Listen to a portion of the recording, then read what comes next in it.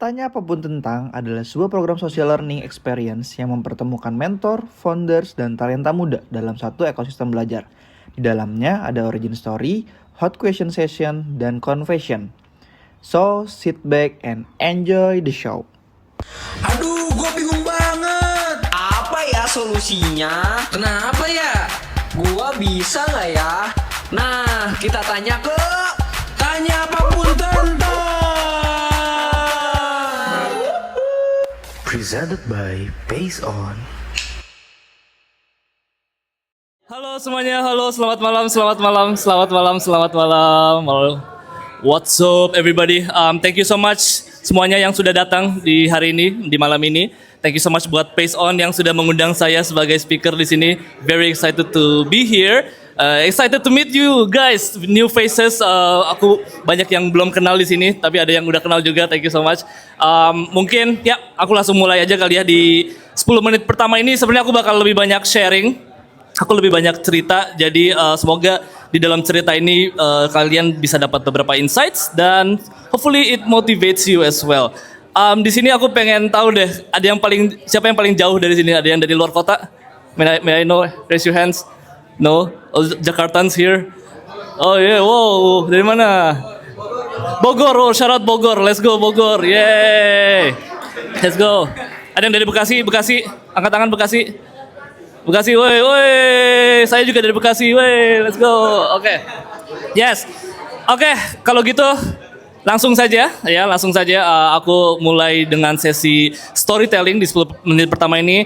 Mungkin aku mau sharing beberapa kali aku di publik itu sering disamperin sama orang-orang tiba-tiba kayak, "Hai Mas, permisi. Mas yang di TikTok ya?" Itu 90% the question that I get. Mas yang di TikTok ya? Mereka nggak tahu nama aku, mereka kadang tahu aku di TikTok tapi nggak tahu kayak di akun apa gitu namanya. So hopefully kalian hari ini bisa lebih tahu aku itu siapa. And yeah, langsung aja kali ya. I have to go back to my childhood I guess. To my childhood, kenapa? Karena masa kecil aku itu cukup impactful dengan who I am today. Karena di tahun 2005 itu, kalian ada yang tahu 2005 apa yang launch? Something that was launched in 2005. Ada yang tahu? Yeah. YouTube, yes, thank you. So 2005 YouTube was launched dan aku itu umur sekitar 9-10 tahun. Aku dapat hands on. Jadi aku emang for your information, I grew up in Peru, Lima Peru, ya. Ada yang tahu Lima Peru di mana? Samping Brazil ya, di situ di South America. Aku besar di sana bersama keluarga dan I got hands on YouTube, early days of YouTube. Jadi aku melihat video-video semua itu, YouTube itu kayak Instagram dulu. Got my first kickflip on a skateboard, itu mereka upload. Gak ada yang nonton tapi mereka upload. I was the audience. Aku dulu skateboarder, aku grow up skateboarding. So I did the same thing. Aku bikin konten tentang skateboard, aku ngedit video, bikin video tentang skateboard, ngedit sendiri pakai Windows Movie Maker. Jadi YouTube itu guru pertama aku basically. I learned everything from YouTube. And this was itu experience aku content creating basically. Kalian bisa bilang aku pertama kali content creating itu di umur 9-10 tahun kali ya. Jadi aku udah mulai bikin video sendiri, ngedit sendiri itu dari umur ya cukup kecil bisa dibilang. And then langsung fast forward kali ya. Jadi itu that was like the early days of me content creating. Jadi aku udah ada jiwa-jiwa, aku juga baru nyadar sekarang gitu. Aku juga kayak dulu aku udah ada jiwa-jiwa content creator ya gitu dari dulu, dari aku masih kecil, dari SD. So that was my childhood. Let's fast forward to my college days, I guess ya. College days, ada yang di sini ada anak LSPR, London School, cause I am from London School. Ya, aku alumni LSPR, batch 19. Mungkin ada teman LSPR juga. Aku ambil jurusan Markom, Marketing Communication. Jadi setelah lulus, my college days, masa-masa kuliah itu it was one of the best times of my life. Kecuali bikin skripsi, aku nggak suka proses bikin skripsi. Tapi it was the best time of my life. Kenapa? Karena di sini ada mahasiswa baru, fresh grads, no? Oh, there you go. Yeah, nice. I was a fresh grad. Yang pengen aku sharing tentang perkuliahan ini apa ya? Ketika aku kuliah itu salah satu fase di mana aku nggak tahu diri aku siapa gitu. I was exploring. Maafin aku agak vulnerable juga ya. Cuman aku dulu punya mantan. Aku dulu punya mantan, dia anak ITB, dia anak ITB, anak FSRD, very artsy, sedangkan aku anak skate, anak dance gitu ya. Jadi kayak sangat dunia yang berbeda. Jadi apa ya, di situ aku merasa kayak aku tuh pengen impress my ex and my teman-temannya dia gitu. Jadi aku benar-benar berusaha untuk be someone else. Aku beneran kayak waktu itu kan zaman Instagram, aku kayak ngupload foto-fotonya tuh yang sosok misterius, sosok kayak apapun di foto gitu, sosok estetik. Tapi that wasn't myself. Itu bukan diri aku, tapi yang pengen aku bilang itu adalah sebuah canon event. Kalian semua akan merasakan fase itu semua, di mana kalian tidak tahu kalian siapa, and that's fine, that's very normal. I feel like kalian semua harus mengalami hal itu. That's when I realized juga after that, gue ngapain sih dulu kayak gini, tapi that's fine, that's okay. Okay, so fast forward to my working days. Jadi dulu aku magang, pertama kali itu magang di Bobo Bobo. Kalian tahu Bobo Bobo? Dia itu, kayaknya belum tahu. Okay, so it's e-commerce, dia itu fashion. Aku magang, lanjut full time, alhamdulillah. Gak lama kemudian di layoff, ya. Tapi it was a cool experience. And then after that, aku kerja di sebuah toko, guys. Ada yang tahu? Mungkin beberapa kalian udah tahu juga, sempat follow aku dari lama. Toko Jas. Ini yang aku pakai sekarang. Namanya Open Quarter Tailor. Dia berlokasi di Gunawarman. Aku itu pertama kali kerja di toko, ketemu klien face to face. It was stressful. Aku sampai ke bawah mimpi diteriakin customer gitu. Mas, ini kapan jasa saya selesai? Itu aku benar-benar yang stressful. Ternyata aku nggak cocok kerja di sebuah toko gitu, kayak harus berhadapan dengan customer. Aku di situ cukup palu gada juga, nge-handle admin, nge-handle sosmed, harus konsultasi sama klien. It was a lot for me. Until ada teman aku yang kerja di Tenude Tire. Ada teman aku, dia kerja di Tenude Tire. Wow, now you're clapping. Iya, jadi for context, aku udah tahu Tenude Tire dari tahun 2015-an, jujur. Jadi aku zaman-zaman Tenu bikin kaos kaki itu aku udah beli. Aku udah suka sama Tenude Tire dari dulu. Aku nggak nyangka mereka bakal approach ke aku, katanya mereka they like my work. Mereka ngelihat kerjaan aku di Open Quarter, mereka mau pull me in. Aku waktu itu juga udah di Open Quarter udah merasa stuck, udah merasa kayak udah quiet quitting. I said yes. And then the rest. Jadi hari Jumat aku resign dari Open Quarter. Seninnya aku langsung masuk di Tenude Tire. So I had no break. Aku benar-benar yang kayak resign dari satu company, and then the next one I join. And the rest is history, I guess. Di Tenude Tire aku itu 2023 viral banget, life changing bisa dibilang ya, bukan cuma viral tapi beneran kayak ngubah hidup aku banget. Life changing, nanti I can tell you more about that. And then tahun ini Februari Maret aku resign dari Tenude Tire, and sekarang aku Rahman Permana berada di sini ngobrol depan kalian. Tepuk tangan dulu semuanya. Yeah. So yeah, thank you so much. Jadi balik lagi di sini aku cuman pengen cerita. Oh well, the main reason you guys are here is for you guys to ask me questions. Ya, ini nama acaranya adalah tanya apapun tentang saya gitu. Jadi any burning questions you have all this time, Kak beneran ownernya Tenu bukan sih, atau Kak ini bla bla bla, silakan tanya aja. Aku akan berusaha untuk menjawab pertanyaan-pertanyaan kalian. And yeah, thank you guys so much for having me here. Oke. Tepuk tangan buat kalian semua.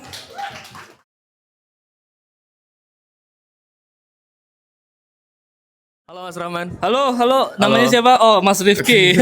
I'm Rifki from Pays On, Mas. Thank you so much. Thank you. Aku sebenarnya penasaran dengan cerita Mas Rahman juga ya. Yeah. Especially kalau misalkan tadi kan, apalagi Mas Rahman keluar dari comfort zone juga gitu. Hal apa sih yang sebenarnya bikin Mas Rahman ini yakin gitu loh, kalau misalkan keluar dari comfort zone itu adalah zona yang memang harus Mas Rahman tekuni gitu. Mungkin seperti itu sih Mas. Thank you. Okay, this is a very good first question. Ini pertanyaan pertama menurut aku ini udah sangat-sangat berat dan cukup deep. Jadi kita sekarang ngomongin zona nyaman. Kalau aku pikir-pikir lagi, sebenarnya aku sering banget ngambil keputusan yang sangat bold memang ya. Jadi emang balik lagi, aku ngambil keputusan yang bold yang aku tahu ini bukan zona yang nyaman, tapi tetap aku ambil. Nah itu kenapa dan how I did that. Basically my answer is because I know my capability. Jadi basically aku tahu kemampuan aku percaya diri sama diri aku sendiri, aku tahu aku bisa provide apa untuk zona yang berikutnya ini. And apakah menyeramkan? Iya, but I had nothing to lose. gitu. Jadi aku mikirnya kayak if I stay here, aku nggak akan maju, aku akan berhenti di sini. Tapi kalau aku mengambil keputusan yang di sini, serem iya, tapi it could be big and good, it could be bad and worse, but at least I can learn from it. If it's good and for the better, well great, I can move on again. Yes. Until here and I don't know until where gitu. Jadi it's up to you guys gitu. Misalnya kalian tiba-tiba ada keputusan, pasti aku yakin kalian ada momen di mana kalian harus mengambil keputusan yang sangat besar, apalagi harus kayak keluar dari zona nyaman. You have to again list down the pros and cons, but deep down we have to trust in yourself. Jadi aku punya dulu itu fun fact ya, aku pas kibra dulu sempat ada kayak pas kibra the coach told me bilang yes dulu, how-nya belakangan. Just say yes. Masalah bisa atau enggaknya belakangan. Aku sering banget mentality beberapa dari kita itu pasti kayak takut gue kayaknya nggak bisa deh. That's the mentality I want you guys to like try to change. Just say yes, you know. Just say yes. Masalah bisa atau kayak gagal atau enggak, that's part of life, right? You learn from it or you grow from it. So thank you, Rifki. So is there any regrets dari keputusan itu? Any regrets? That's a good question as well. Any regrets? No. Okay. I'm very happy of how I am here today. I see. Yes. Okay. Thank you so much. Thank you so much, Rifki. Thank you for the question. Halo Mas Rahman, Halo, salam kenal, aku Nikita, salam Nikita. kenal. I'm new here, tapi thank you tadi udah sharing sedikit soal journey kamu. No problem. Ini mungkin sedikit personal, tapi aku benar-benar tertarik kayak kenapa alasan kamu resign dari TNU. Apakah kamu mau lepas dari icon kamu dari brand TNU Attire atau emang kamu mau dikenal sebagai Rahman Permana? Itu sih dari aku. Thank you. Thank you so much, Nikita. Yes, ini adalah sebuah pertanyaan yang sudah saya expect hari ini. And thank you for asking the first person to ask. Ini balik lagi cukup apa ya? Betul, it is personal dan kayaknya belum banyak orang yang tahu. Okay. Mungkin ada beberapa aku sempat balesin komen, tapi kayak udah sekitar that's it. But to answer you, ini cukup kompleks ya. Aku harus kayak agak deep. Jadi for context di brand TNU Attire itu aku adalah sebagai content creator. Selama aku di sana, I had the freedom to do anything basically. Most of the time, they give me the freedom to create everything. Di situ aku merasa, bayangin sebuah botol gitu ya, botol penuh isinya Rahman Permana. Aku di sini di TNU Attire, aku merasa aku numpahin semua botol Rahman Permana aku di TNU Attire. I gave everything to this company gitu, kayak my creativity, my skills, semua yang ada di Rahman Permana aku taruh semua di brand ini.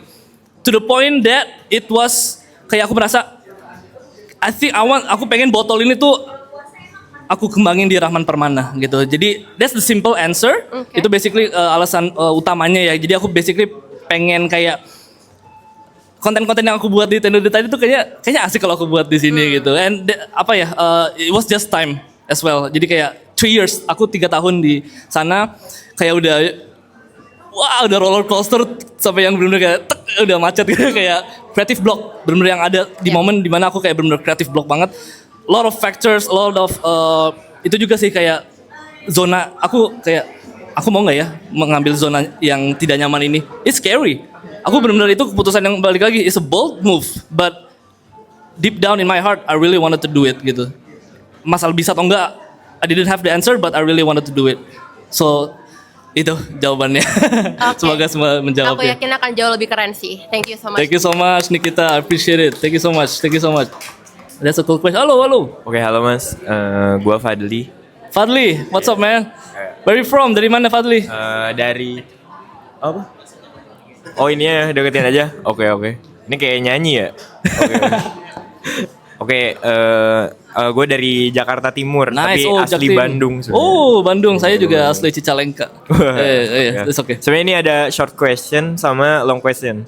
Sorry, apa? Ada pertanyaan pendek sama Short. pertanyaan panjang. Okay, got it. Pertanyaan pendeknya, sebenarnya gue dari tadi penasaran sih. Sebenarnya orang ini tuh kembar atau enggak? Itu yang pertama. Okay guys, yeah, so if you guys look at you're here, dia memakai jas yang sama, topi yang sama. Dia itu adalah kembaran saya, namanya Razi. Say hi to Razi guys. Dia ini juga banyak banget pertanyaan apa namanya ya, dia sering muncul juga di mungkin di FYP kalian, lately di konten-konten apa Milano atau dulu mungkin di Duha Muslimwear. Dia itu dulu dia sebagai talent, but he's my twin, he's my biological twin, beda 8 menit, and yes, he's my brother. Yeah. Oke, ini sebenarnya pertanyaan ini udah ada sebelum lu ada di sini. Oh, oke. What's that? Ya, jadi dari kemarin-kemarin gue bertanya karena kan sebenarnya di 2023 ya, Iya. yang ketika konten Betul lu sekali. viral Iya, itu, iya, that's the dan peak. ketika gue lihat kan itu konten yang mana konten itu kayak repeated konten gitu, Ya, true, selalu sama gitu kontennya. Nah, itu kapan sih lu tahu bahwa konten itu akan amazing gitu? Itu Oke. pertama. Dan ketika itu berulang-ulang, apakah lu tidak berpikir, ini perasaan monoton ya? Apakah gua akan terus-terusan seperti ini? Dan kapan gitu ketika lu merasa, oh ini ternyata udah saatnya gue berhenti melakukan konten itu gitu. Mungkin itu yang pengen gue tanyain nih. Dan sebenarnya ini pertanyaan yang nggak tahu boleh ditanyain atau enggak. Sebenarnya yang bikin konten itu membeludak lu sendiri atau Tenu de Attire-nya ya? Gitu. Itu efek dari siapa? Ya. Alright.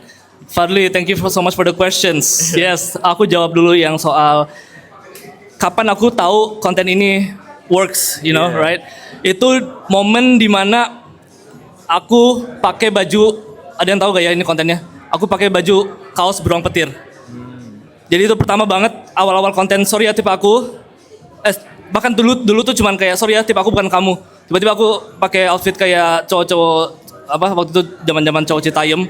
Jadi kaos beruang petir terus kayak skinny jeans stuff like that. Itu langsung rame. Di sini aku langsung kayak oh, mereka belum pernah lihat kaos beruang petir. There's like, oh, this is a start of something kan. So, aku coba repeat. Hit or miss sampai aku jadi cowok wibu.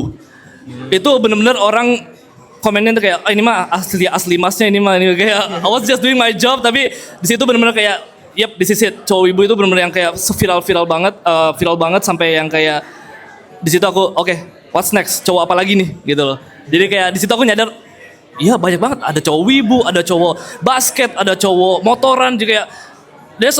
Itulah aku nyadar kayak cowok itu banyak banget, tipe-tipe cowok itu banyak banget. And di situ pun sama tim Tenu kayak man sikat gitu, sikat aja gitu. Semuanya sikat and they give me the freedom. Semua kayak tipe-tipe cowok yang ada itu aku yang nentuin gitu kayak. So I had that freedom. Terus tadi Mas Fadli nanya soal kayak ini ya, kayak repetitif padahal ya, tapi kayak kok bisa terus. So the owner of Tenu bilang ke aku, kalian tahu series Harry Potter, Fast and Furious, kayak why people keep making them? Cause people watch. Sesimpel itu. Jadi kayak man video lu selalu viral gitu. Ya udah bikin terus aja. People, dan itu satu, itu answer the simple jawaban yang satu. Jawaban yang kedua, konsepnya itu bisa di-apply ke anything.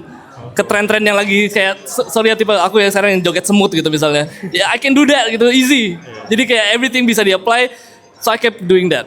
Pertanyaan terakhir, sampai kapan di titik kapan aku merasakan ini kayak this is not working gitu kan ya. Di titik dimana aku mulai ada kayak pressure untuk my mic when higher. Ada pressure untuk man, you have to reach this number. Nah, di situ aku merasa kayak I'm sorry, I can try but I don't know. Jadi kenapa yang bikin aku viral selama itu kayak 2023? Cause I have that freedom. Aku nggak ada pressure kayak man lu harus viral enggak.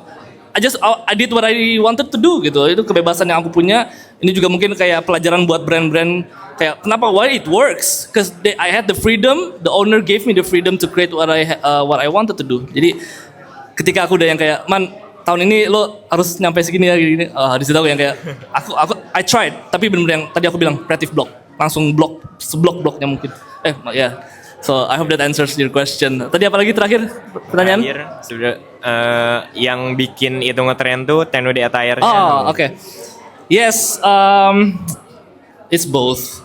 Dua-duanya aku merasa kayak iya aku sendiri, aku yang nge-handle sendiri TikTok, but ya itu aku awal jujur ya pas aku bikin yang kayak konten gitu I didn't want to do it again. Aku pengen nyoba konsep-konsep lain tapi my team man ini lagi peak, continue to do it, aku nurut and turns out they were right gitu. It's working. Jadi it's a teamwork, tetap teamwork. Thank you Fadli. That was Iya, siap, last jawaban. question. Pengen last question dong. Oh, last question. Okay. Gimana rasanya bisa ada di video klip Reality Club? Yeah, that was a fun experience. Itu momen experience yang sangat natural. Jadi benar-benar aku merasa it felt right. Aku nggak merasa, walaupun aku di situ merasa kayak, oh ini aku who am I gitu kan. Tapi Reality Club, cool people, the director Aco Tenri also cool person. Jadi aku merasa di welcome banget, very natural. Role aku di video itu kayak bener, they just let me be myself. Itu sih jadi seru banget. It was very fun. Shout out Reality Club. Yeah. Am I bothering you? Yeah.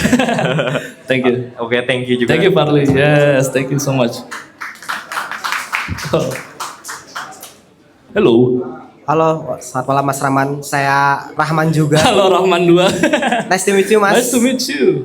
Sebenarnya pertanyaan saya cuma 2 aja, Mas. Okay. Secara singkat, saya ingin nanya tadi kalau misalkan Mas Rahman sekarang bergerak di dunia digital, sekarang kan dunia digital itu kan pergerakan sangat cepat, Mas. True. Kalau misalkan dari Mas Rahman sendiri pandangannya, bagaimana caranya kita mempertahankan formula yang emang kita rasa benar, itu apakah ada estimasi waktu yang kayaknya formula ini akan bertahan misalkan 3 bulan, 6 bulan, apakah setahun? Apakah Mas Rahman itu menggunakan formula itu atau tidak? Kalaupun enggak, bagaimana caranya Mas Rahman menentukan waktunya formulanya Mas Rahman itu bisa bertahan dengan cukup lama? Lalu yang kedua, bagaimana Mas Rahman itu mengelola diri ataupun SDM di sekitarnya Mas Rahman itu biar tidak star syndrome? Karena kan biasanya apa yang naik dengan cepat itu bisa hancur juga secara cepat, apalagi dengan dunia digital. Ya, belum lama ini kita tahu ada yang Mbak E ya kan, videonya bagus-bagus segala macam tapi hancur dengan cepat juga gitu kan. Bagaimana caranya biar kita membangun sesuatu yang di dunia digital ini bisa bertahan dengan cukup lama, legasinya bisa terus menerus dan bisa memberikan setidaknya dampak positif lebih banyak ketimbang hal negatifnya. Thank you Mas Rahman. Okay, thank you Rahman. Yes, so first question is about formula ya. Jadi mungkin kalau kita ngomongin formula, aku relate dengan kerjaan aku yang di brand sebelum ini ya brand Tenno de Tire. So the formula, that's the thing. Aku itu di sana, so aku lebih ke production. So idea yes, aku kadang menentukan topik apa kayak, oh hari ini cowok apa ya. Cuman emang yang kayak menentukan how long and how short, it's my team and my creative head and my boss.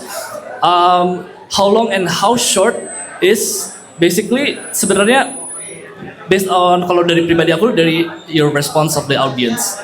If your video keeps getting viral, it's good, yes. Now it's your choice. Do you want to do it again? Dan tips dari aku, dan fun fact, aku di Tenno itu ngupload 3 kali sehari, 3 kali. Dan there's a reason. Kenapa? Karena more chance for one video on that day to get viral. Jadi the key is to like keep trying until you have to set yourself. Yeah, okay, let me keep trying for 1 week. Disitulah kamu bisa melihat kayak, oh misalnya kayak di beberapa hari pertama slow.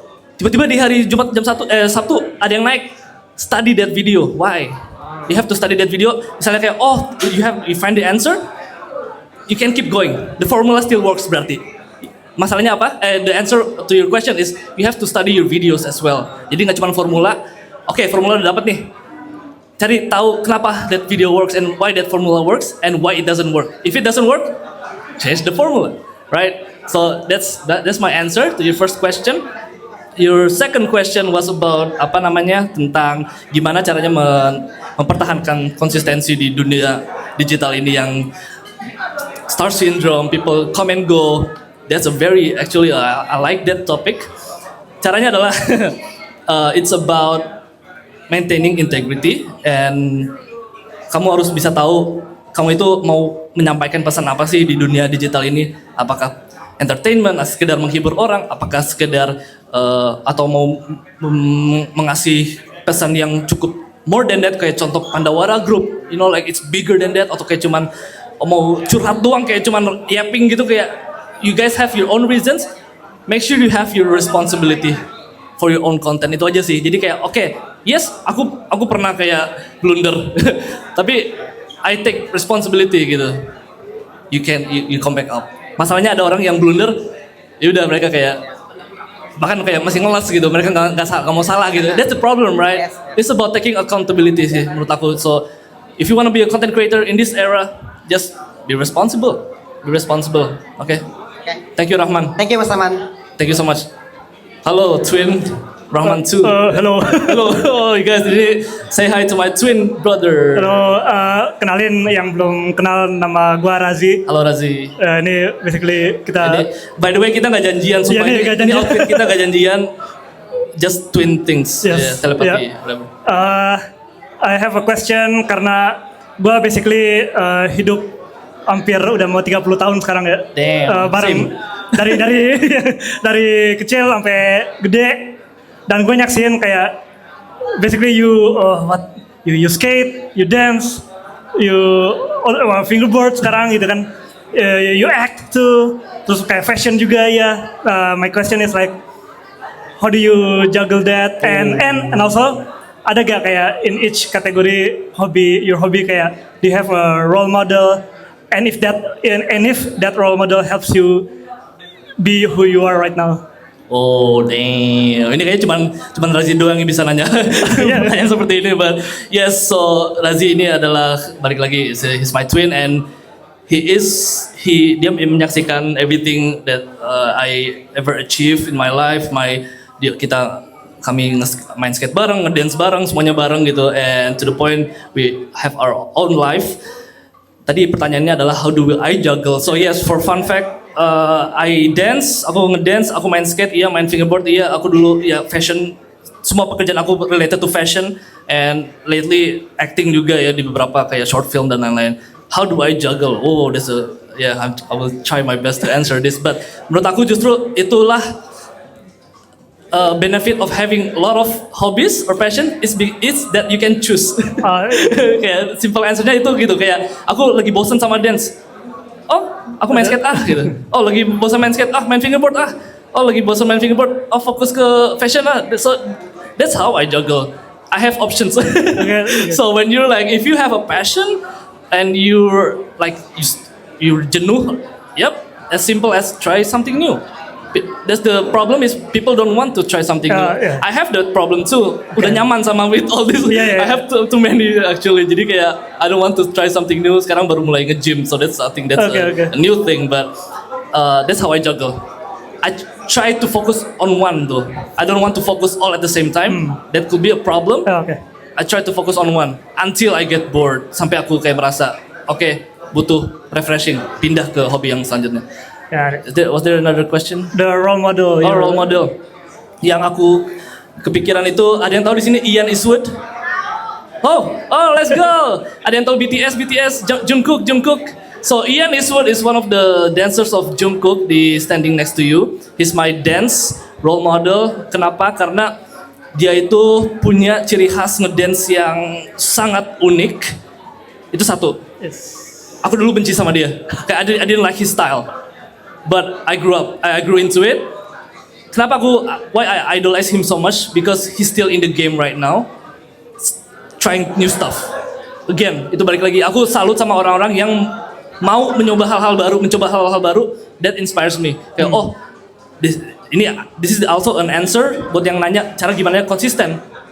Keep creating, man. Like kalau udah sempat viral, manfaatin create stuff, and that's Ian Eastwood for me. Kayak he's changing styles, he's getting new jobs. Tiba-tiba kemarin perform sama yang To You Twice gitu. Michael Jackson.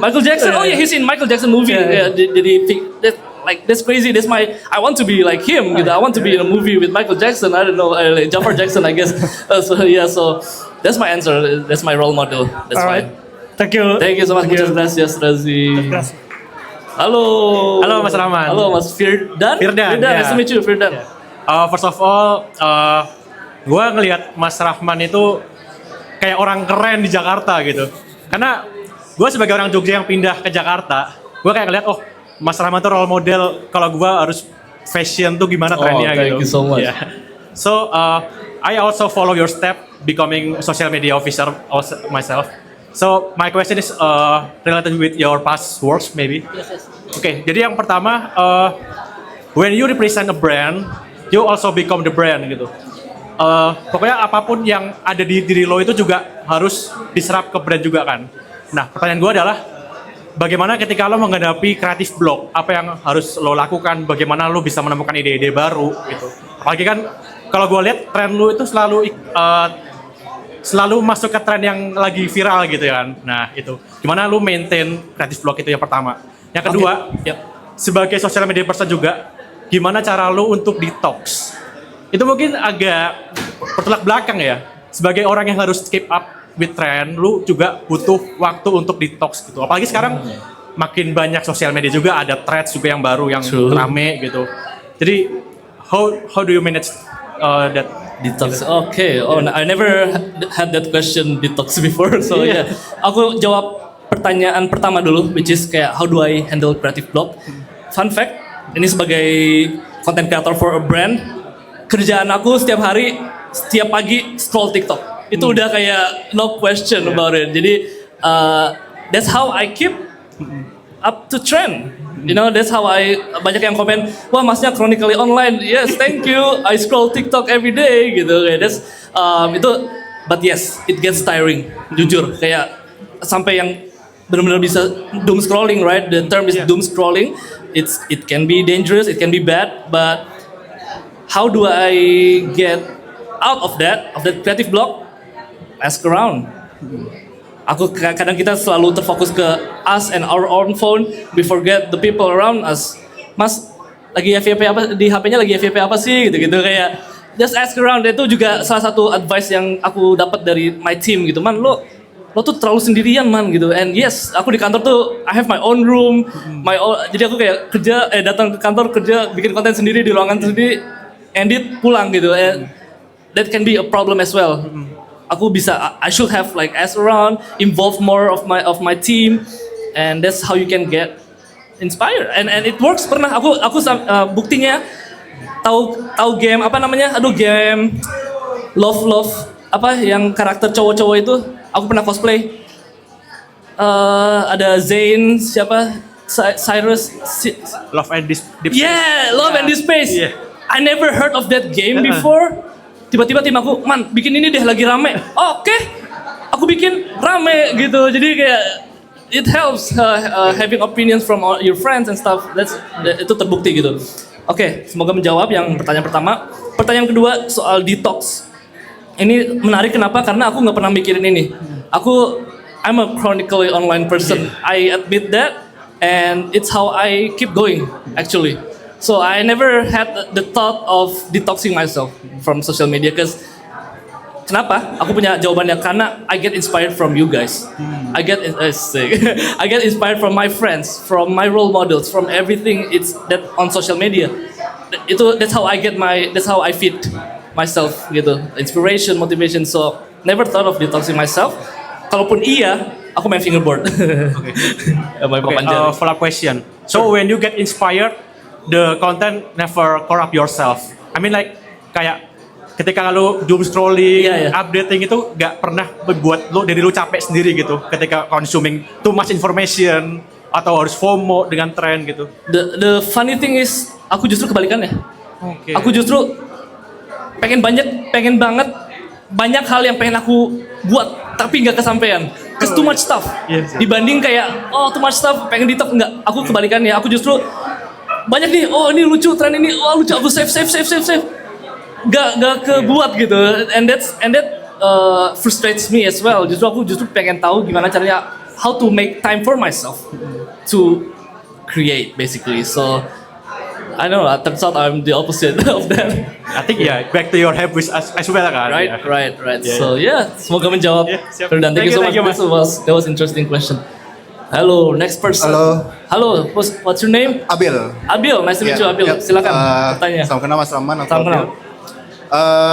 Mungkin aku punya beberapa pertanyaan sih, cuman lebih ke intinya aja sih, kayak sebenarnya dari aku sendiri sekarang lebih ke aku tuh lagi bangun sebuah brand atau agensi sih lebih tepatnya. Cool.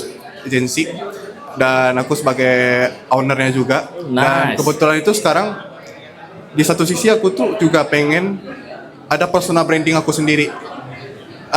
Yang pada awalnya itu aku juga bingung sih niche aku itu sebenarnya kemana untuk ngasih sesuatu ke audiens seperti itu. Jadi kayak sebenarnya itu sekarang lagi mencoba untuk ngejelajah diri sendiri sih. Lebih kayak ini personal branding selama ini ngelihat fit gua sendiri kayaknya lebih ke fashion. Tapi satu sisi lain gua juga pengen ada sisi kreatifnya juga, misalnya kayak fotografi, videografi atau segala macamnya. Jadi kayak ada portofolio, ada personal brandingnya juga gitu. Nah di situ kayak aku tuh ngerasa sekarang itu di comfort zone aku itu lebih ke foto video yang satu sisi aku nggak ada di situ gitu loh. Jadi orang nggak bakalan tahu itu ini orang ini arahnya mau kemana nih gitu. Jadi kayak gimana sih caranya kayak bisa keluar dari comfort zone dan lebih berani untuk bisa ngeluarin sisi baru aku lah yang notabene-nya aku juga pengen nih terjun ke dunia fashion. Aku juga pengen terjun nih ke dunia yang benar-benar yang bukan aku banget lah awalnya gitu. Alright. Itu sih. Oke, Abil, thank you so much. You said kamu itu adalah sebuah owner and brand owner. Kamu juga katanya mau ngebangun personal branding, but you don't know how, right? Kamu merasa kamu suka fotografi, tapi kamu merasa kayaknya orang-orang kayak belum jelas dan lain-lain. My answer is you have to study your passion. You have to study more about your passion. Kamu harus belajar lebih tentang apa yang kamu suka. Contoh fashion. Belajar tentang fashion. Aku dulu gitu. Aku kenapa suka fashion? Karena aku dulu nemu website jurnal fashionpria.com. Oh oke. Aku pelajarin satu-satu. I got invested. Aku mulai ngejahit seragam-seragam SMA aku biar lebih fit di badan. Belajar tentang proportion color. Jadi kayak that what drives me. Jadi aku udah gak fokus ke nanti orang-orang mikir gini ya. Enggak. Itu udah bukan jadi masalah lagi. Jadi kamu udah fokus ke apa yang kamu suka. Fashion, fotografi, video. Learn about photography. Learn about how to make a good video. Instead of worrying about what people will say to you. Ya, jadi kayak dibanding kamu fokus ke ini kayaknya gue belum jelas deh, kayaknya niche gue terlalu ini. No, don't worry about that. Yeah, start from zero. Learn more about your passion. Itu akan memotivasi kamu untuk kayak create your craft in your passion, fashion, fotografi, videografi. Itulah yang akan membuatkan hasil. Oh ternyata si Mas Abil tuh suka bikin video yang kayak gini. Oh karena dia dulu inspirasinya tuh dari si videografer ini A, B, C. Jadi ada ininya loh, ada backtrackingnya gitu.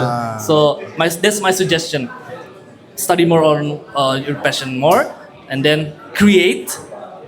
Silakan lihat hasilnya sendiri gitu. Study the results. Oke, I see. Iya sih. Mungkin fun fact-nya juga, aku juga pernah sebelum Mas Rama resign ya dari Tinder Dater itu memang ada beberapa momen konten Mas tuh lewat ini segala macam ya, masih di TikTok ya.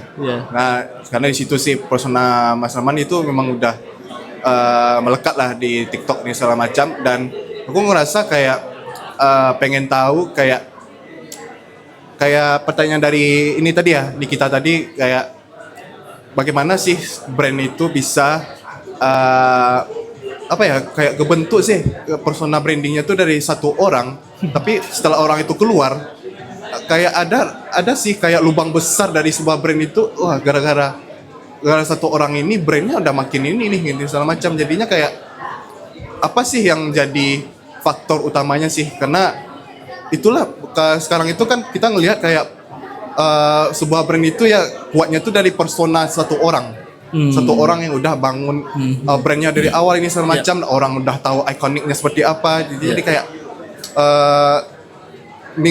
personanya hilang, jadi ruang besarnya itu buat brand itu sangat berarti banget lah ya. Jadi kayak itu sih yang aku pengen tahu sih, karena di satu sisi pun aku juga ngerasain aku membangun itu, tapi pada suatu saat aku kehilangan itu. Apakah itu bakal tetap berlanjut gitu? Bakal sustain itu jadi concern gitu ya, kayak gak mau terjadi di your brand gitu. That's a good question. Aku mau kayak kasih konteks kali ya, soal aku bisa tiba-tiba jadi viral, jadi people know me as the face of the brand, itu nggak jadi plan. It wasn't part of the plan. Bahkan dari owner itu bukan plan. Kita bikin viral yuk, satu orang terus dia jadiin face of the brand, enggak. Jadi itu it was a surprise for me and for the brand. Tapi kita manfaatkan itunya, kayak the wave. Kita manfaatkan momentumnya, manfaatkan. Tapi makin jadi makin di posisi ya orang-orang kiranya aku ownernya dan lain kayak itu sih yang aku sama brand tidak antisipasi gitu. Jadi dan hasilnya pun ya ketika aku keluar orang-orang kayak what happens now to the brand gitu. Jadi itu kayak efek reaksi aja sih sebenarnya, kayak it could have been, bisa aja dari awal-awal bisa lebih strategize. I'm not saying like kayak ini Tenu salah gini, aku salah, enggak, tapi ini basically konteks aja, kayak ini sebuah efek reaksi aja sih menurut aku. And now Tenu is rebranding, I'm rebranding, and that's cool.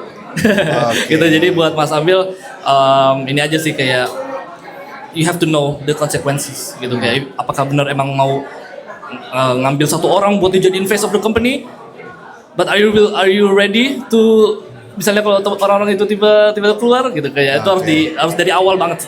Nice. Oke, siap. Thank you, Abil. Mas Aman. Thank you so much. Nice to meet you. Yes. Halo. Halo Kak Roman. Halo, what's your name? Aku Sevin. Sevin. Nice to meet you, Sevin. How are you tonight? I'm very great. How are you? Great. Aku sebenarnya mau asking question yang basically it's a personal life. I love personal questions. Yeah, personal life question, tapi ini lumayan related. Maybe it has something to do with personal branding. So I'm currently graduating. I did a lot of content creating since I was in like middle school. Nice. So again, I agree sama statement YouTube-nya Kakak. Agree. It's really a fun place to explore. And now I'm transitioning to a corporate employees, and I working in B2B, especially in sales. So a lot of negotiating, a lot of talking, a lot of basically confidential things that I don't think it's supposed to be a very broad communication for people. But then like remembering that I was a communication student back then, I had a lot of fun working as like radio announcer, and then I really wanted to be a DJ, and then working in graphic designing. So I think those two worlds are not collided each other very well.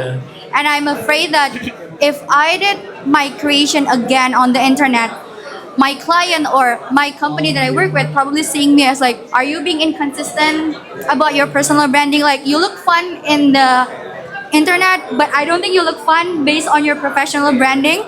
So my question is quite simple.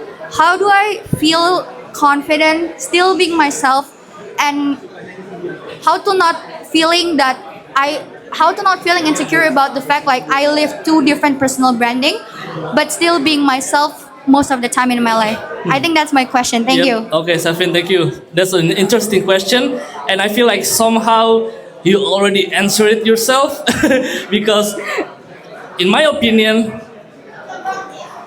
you have the advantage. If I have to be honest, I didn't have that advantage. Maksud aku gimana? Aku di Tenu Detailer itu sebagai content creator. Di Taman Permana basically aku juga content creator. Jadi kayak all my creative juice is put out here, tapi yang pengen aku kayak sampaikan, kamu kenapa punya advantage? Karena kamu have this professional life, and you have this like fun creative life. And I think that's good. Why? Because you can separate it. basically. Then I couldn't.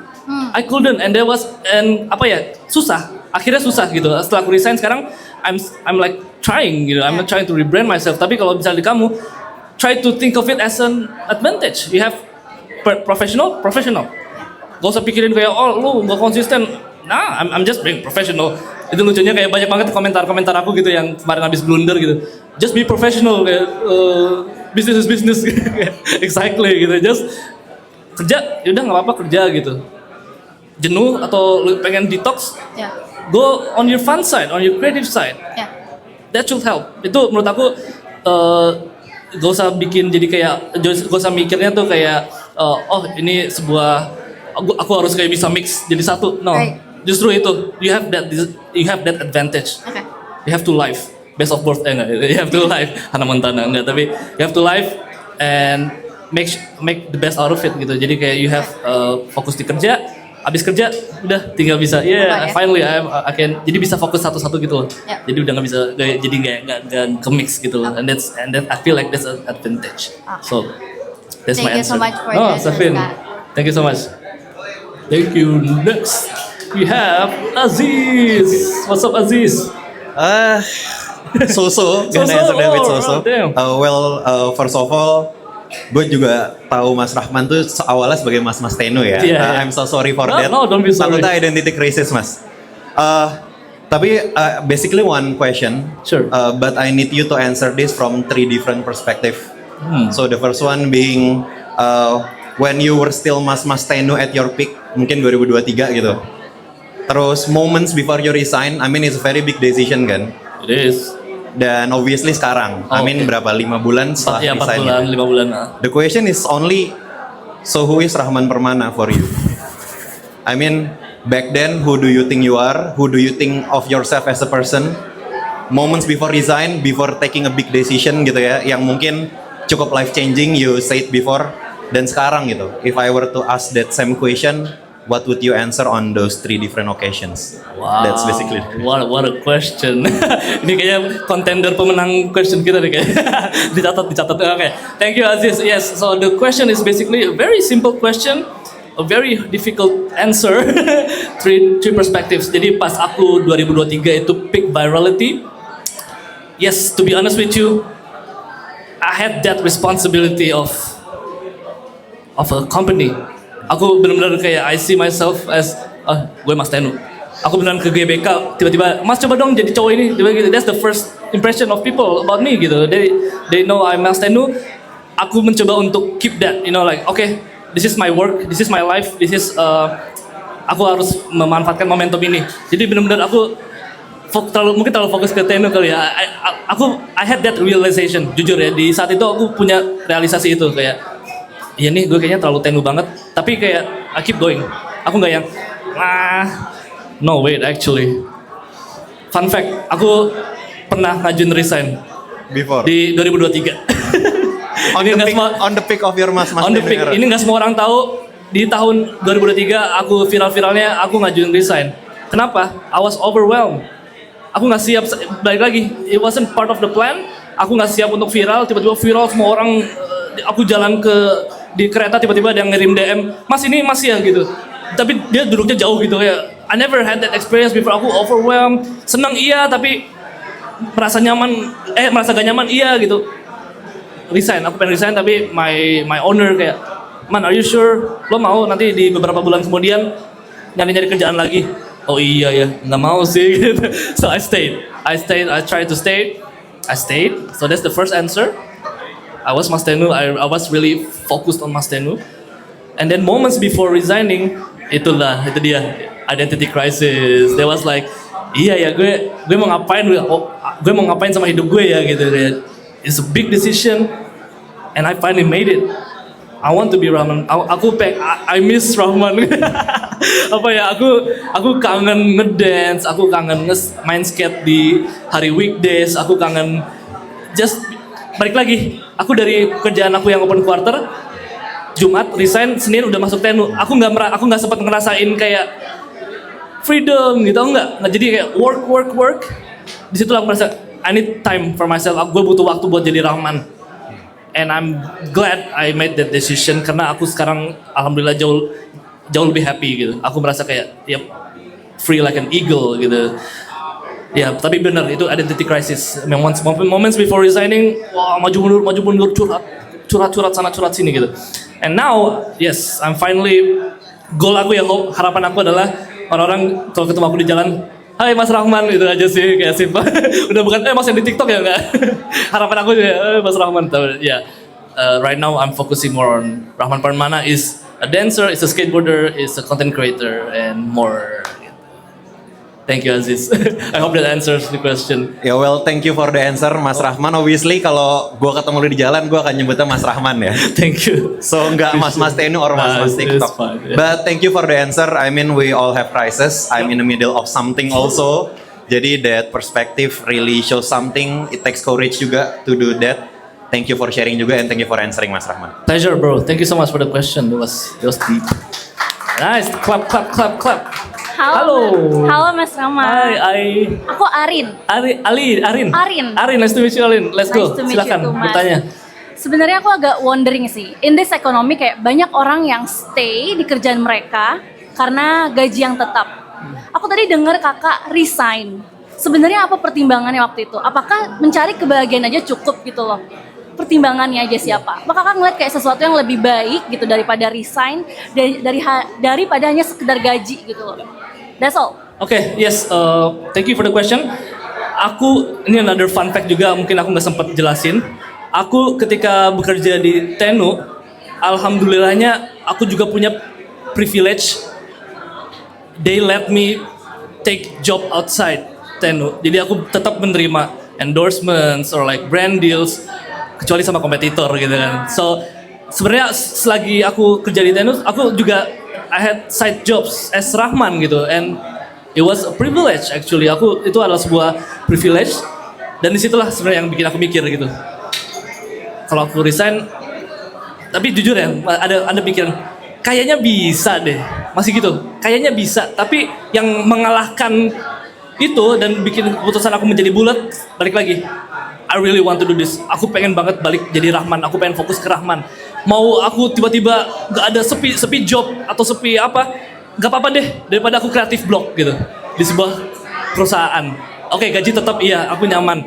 Tapi again, the reason is bigger than that. I want to be myself, guys. Jadi kayak balik lagi, semua ada konteksnya di sana. Ya, balik lagi kayak jawabannya udah ada di pertanyaan sebelumnya.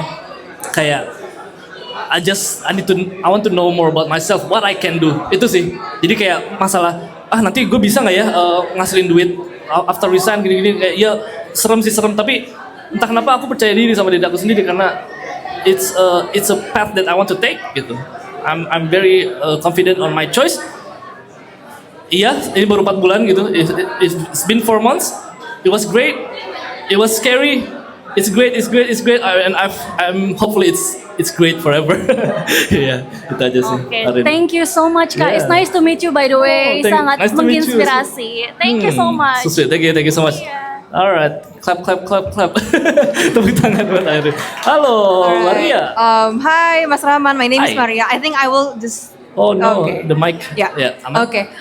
So my question is basically related to myself. Sorry? My question is related. Related to myself. Oh, okay. Yes. So I'm actually a fresh graduate, right? Terus, I was thinking about finding a job actually. If you were me, would you choose between your ideal side of job, like, you have dreams, right? True. You have dreams. True. Or you have to fulfill what others want you to do.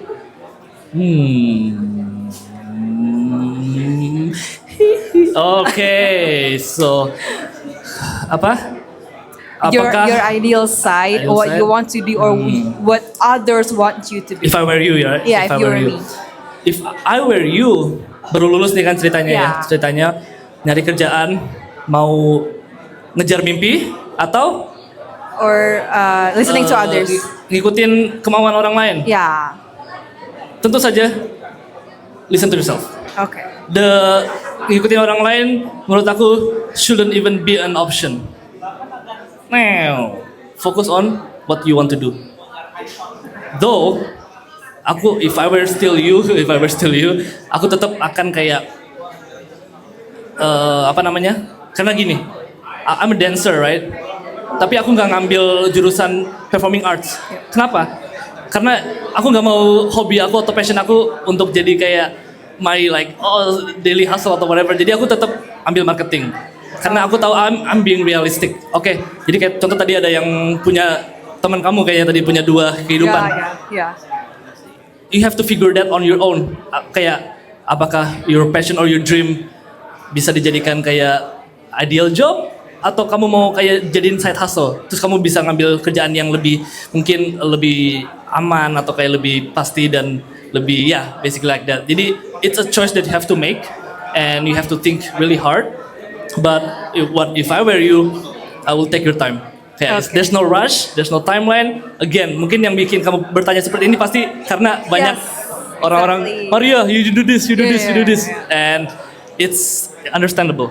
It's understandable. Tapi dari aku sendiri, here, like sitting from here to you, please love yourself, know that you are special. Find out, take your time, find out what you can do and apa skill kamu bisa ngebawa kamu kemana aja. Okay, a follow-up question, sorry. Sorry? A follow-up question. Sure, follow-up question. So how do you know if you made the right choice? Oh, so how do I know if I made the right choice? Ini jawaban yang mungkin terlalu cari aman, tapi you will know. Okay. You will know. Karena I cannot answer in a very technical way, but once you are in that position, it's gonna feel right. I can promise you that, gitu.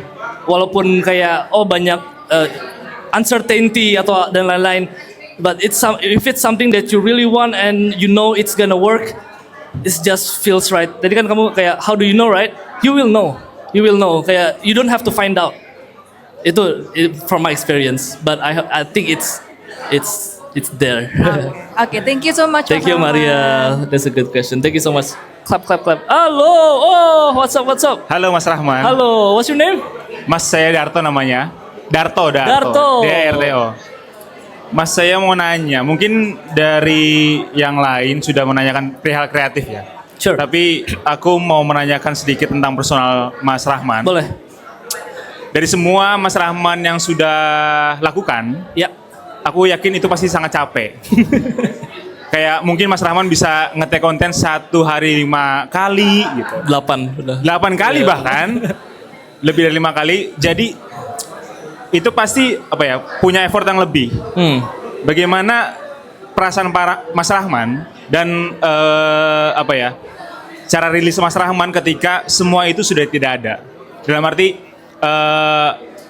gue udah bangun capek-capek nih, tapi sekarang gue tidak dianggap lagi atau gue tidak diperlihatkan lagi, tapi gue jadi satu pribadi yang utuh ketika keluar itu. Gimana perasaan Mas Rahman? Atau gimana cara escape dari perasaan itu? Oh, ini kayaknya ngebahas soal video-video yang di take down. But yes, itu bukan hal yang mudah untuk aku proses, jujur.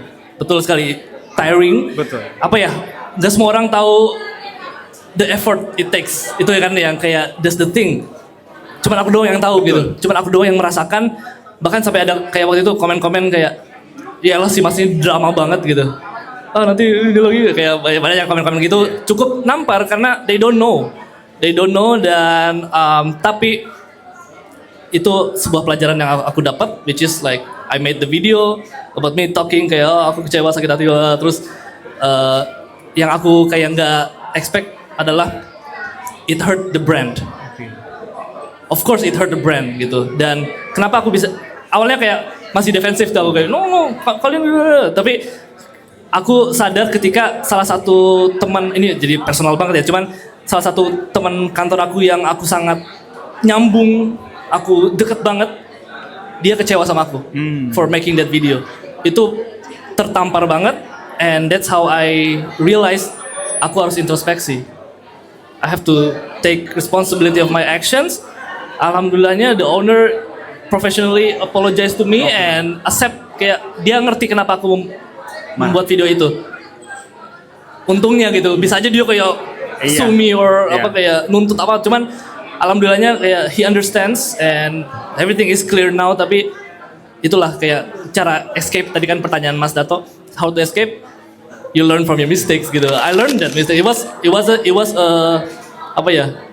blunder ya kalau kata orang itu, kayak itu masa-masa blunder aku kayak kenapa harus blunder gitu. Ada lah kayak kenapa sih kayak I'm so stupid gitu. Tapi time heals ya, waktu berjalan kayak okay. And I learn my mistake and I accept gitu. Aku introspeksi diri, I did a stupid mistake and I'm good now gitu. I'm good now. Yes. Mungkin itu juga bisa jadi pelajaran untuk bagaimana cara ikhlas ya Mas Rahman. Oh iya. Jadi mengikhlaskan semua itu Iya. dengan cara menerima gitu Mas Rahman. Betul. Oke. Itu apa ya? Ada sampai ada yang bikin konten gitu kayak terkait masalah itu.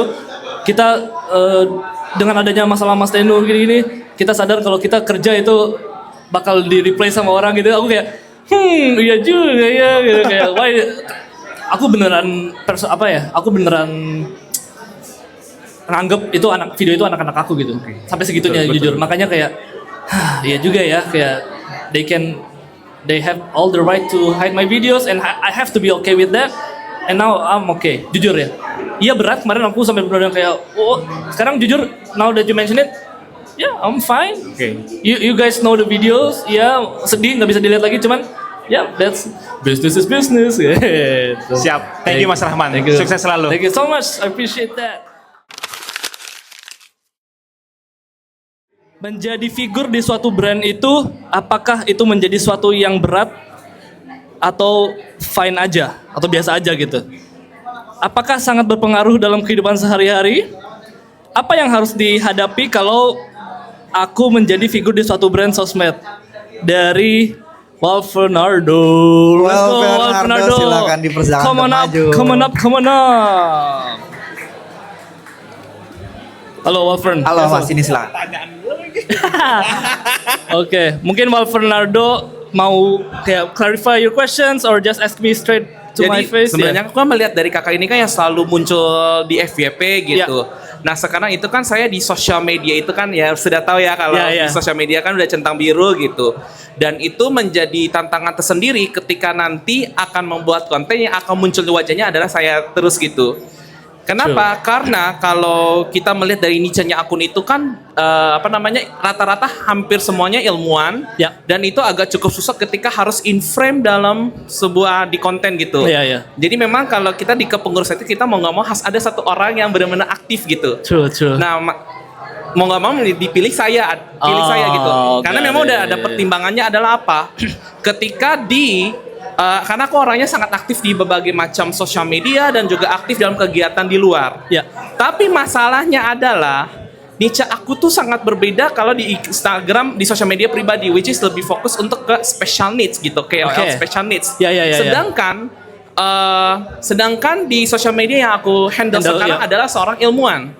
Nah, apakah dalam kita berbicara brand baik diri sendiri ataupun saya di brand yang di situ, apakah itu akan menjadi bertolak belakang atau justru malah menjadi keuntungan? Tapi nanti orang akan jadi mengenalnya dua sisi. Apakah itu bertentangan atau gimana? Boleh dari pandangan kakak sendiri. Yes. This is a very relatable question because I've been there. Mungkin bedanya aku kayak kebalikannya gitu loh. Mungkin aku viral dulu, baru people finding out about me. Sekarang mungkin di sini Walfernardo udah punya kehidupan yang apa namanya tadi, yang sendiri. Tiba-tiba harus kayak show your face on a special Special needs? Account, ilmuwan account, and it's scary, right? Like you don't know how to feel about that. Okay, so tadi sempat Walfernardo sempat bring up apakah akan bertentangan atau apa? Actually, no. I don't think that should be your worry. Because for me, it wasn't. Jadi people will kayak misalnya misalnya Walfernardo nanti muncul di akun yang ilmuwan itu. Misalnya, let's say it goes viral and it does good. Take that. Take that. Kamu nggak perlu mikir, nanti ada yang kenal sama aku. Iya, tapi cari positifnya. It means that you are perfect for that. You're the perfect face for that brand. You should keep that in mind. Jadi yang perlu jadi yang kekhawatiran, nanti people will know my other side. Itu gak usah terlalu dipikirin. Fokusnya the fact that they chose you to be the face. It means that you have that capability. And menurut aku kamu harus ambil kesempatan itu, because you got that talent. So menurut aku, gak bakal se-mix itu kok. Gak bakal se-mix itu if you make it. So jadi kayak aku kadang ya udah kayak caranya pas di Tenu aku sering ngedance gitu. Terus nanti kayak ada komen, ini mah Rahman emang suka ngedance. Ya, cause I dance. Aku bisa aja nahan diri nggak ngedance. So sometimes it can be on your choice as well. Kamu mau seberapa ngeluarin sisi kamu di akun brand yang ilmuwan itu. You have that choice. You have that choice. So be smart about it. Yeah, it's all in your hands. Gitu. Thank you so much. No problem. Oh ya, aku ada satu pertanyaan lagi sebenarnya. Kalau misalnya kita sudah memasuki ke tahap yang wajahku akan siap ada di mana-mana di suatu brand itu, apakah perlu ada suatu perjanjian dulu atau bagaimana gitu?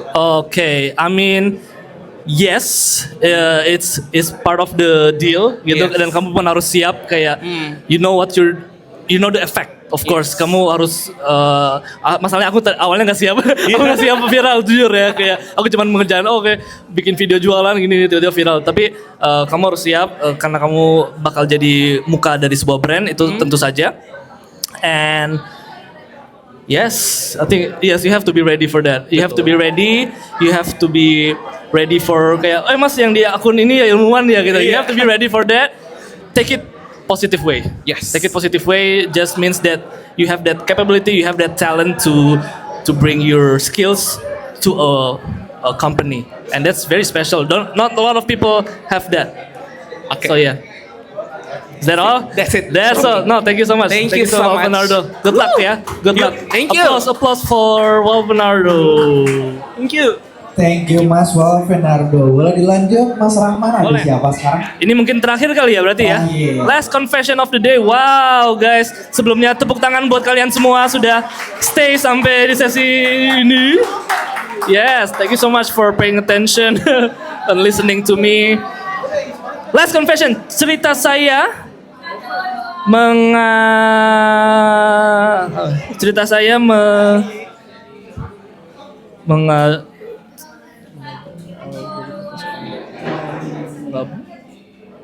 ada algoritma personal branding diri yang nanti kita panggil orangnya. Cerita saya, algoritma personal branding diri yang naik turun. Kira-kira gimana caranya konten tetap ramai secara views dan like. By Rehan Prawira. Rehan, let's go Rehan. sorry ya. Okay. Rehan, nice to meet you, man. Nice to meet you. Okay, so let me try to understand your question.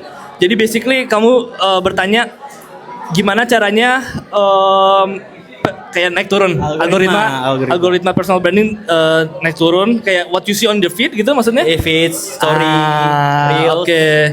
And then kira-kira gimana caranya konten tetap ramai secara views dan like. So can I ask? Ini apakah mengenai konten personal atau untuk kayak sebuah brand? Oke. Sebenarnya pertama-tama dari personality dulu sih. Boleh tahu nggak apa fokus konten personal itu apa? Jujur sebenarnya masih random. Alright. Lebih sebenarnya pengennya lebih ke pendidikan. Cuman kadang karena nggak selalu tentang pendidikan, jadi agak sedikit ngerandom. Oke. So what's your concern? Basically yang mengenai algoritma itu berarti kayak Rehan melihat feeds-nya itu kadang rame, kadang turun. Kontennya Rehan maksudnya. Okay. So yes, itu my answer for or like my advice I guess ya dengan views yang naik turun adalah apakah kamu sudah mulai evaluasi? Mungkin sudah beberapa. Sudah, yes. Karena kan mungkin dari segi editingnya, secara outputnya dan juga secara caption itu kan beda-beda. True.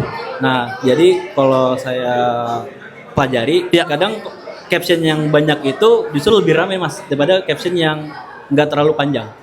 Di description atau di videonya? Di feed, di caption. Di feednya. Interesting. That's a good lead. Jadi kenapa aku bilang kayak gini? Karena itu step pertama menurut aku. Kayak misalnya video-video kalian naik turun. Cari yang naik dulu nih. Kenapa bisa naik?